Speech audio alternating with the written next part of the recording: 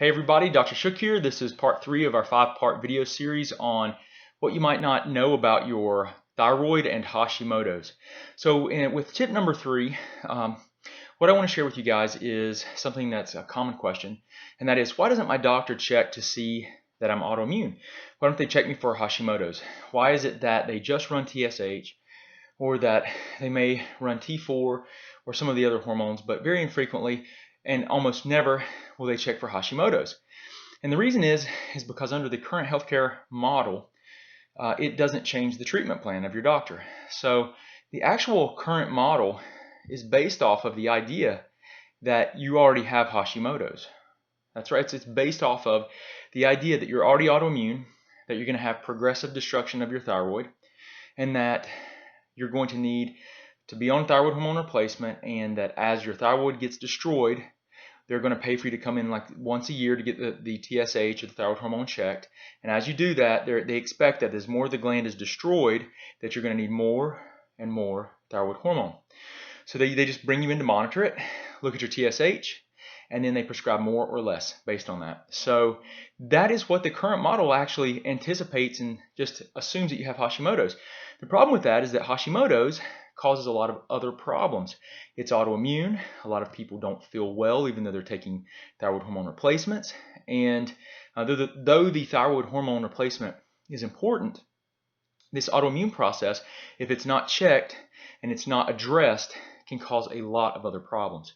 And one of the things in particular that we see is your body cannot utilize the thyroid hormone as it should, and so you still feel like you have hypothyroidism even though you have normal quantities of hormone.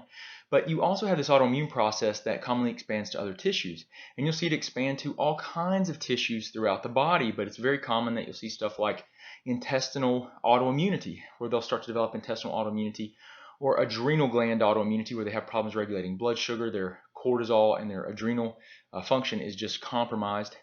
You'll see that they can develop antibodies to other tissues, they can have cerebellar antibodies, which is the back part of the brain. They can have other neurological tissue antibodies. They can have antibodies to the liver. They can have antibodies to a lot of other tissues. And so the autoimmunity needs to be addressed, and it needs to be worked on. The drivers of that process need to be investigated so that you can have the best chance of putting it into remission or dampening it, so that it's just not this progressive thing. And then, not to mention, you want to feel better, but really your future health is also at risk with autoimmunity if you don't consider the drivers of the process. So, a lot of times people will ask, well, what can I do?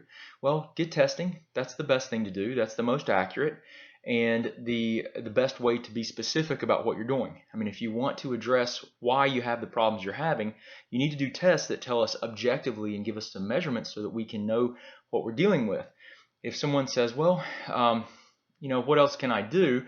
Well, I would say a strict gluten-free diet for 2 to 4 weeks and see if gluten impacts the autoimmunity, or try removing some of the other major proteins, like considering dairy or some of the grains.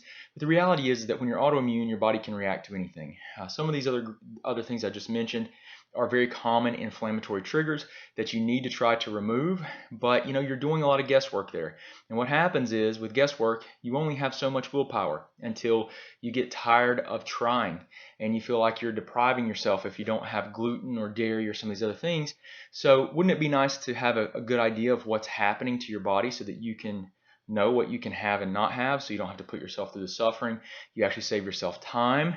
And if the autoimmune process is still going and raging full steam, you're going to save yourself tissue. You're going to preserve more tissue if we can work to put that thing into remission, dampen the immune process. So focusing on getting good information to detect the problems is paramount. It's just really important. So this is our third tip I just want to share with you guys. Look out for the next 2 tips coming up soon. I appreciate you, and I hope you have a wonderful day.